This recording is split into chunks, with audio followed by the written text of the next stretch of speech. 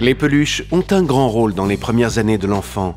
Bien plus qu'un jouet, il va reporter sur le nounours plusieurs de ses besoins. La première fonction du nounours est de consoler l'enfant. Un nounours en peluche soyeuse est très souvent le premier jouet qu'on donne au bébé. Le message est alors lancé « Tu as quelqu'un avec toi quand moi je n'y suis pas ». C'est l'une des premières consignes non verbales qu'on donne au nouveau-né. L'enfant peut modifier facilement la fonction initiale de simple jouet pour répondre à ses besoins qui sont variés et ponctuels. Sentir sa douceur sur sa figure ou ses bras, l'enlacer pour sentir sa présence plus intensivement, etc. Le nounours chevalier est également là pour protéger des monstres de la nuit. Cet objet a de grands pouvoirs, entre autres celui de permettre à l'enfant de contrôler ses peurs du vide, d'être seul dans un lit qu'il peut trouver trop grand, la peur du noir, de la nuit pleine de monstres. La peluche peut aussi lui permettre de transposer ses émotions difficiles à exprimer par manque de mots.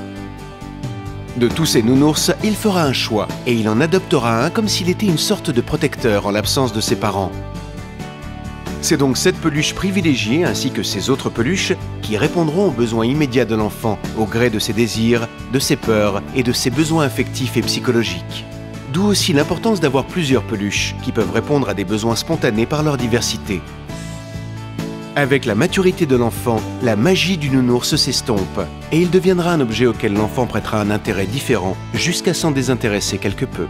Il devient juste un nounours.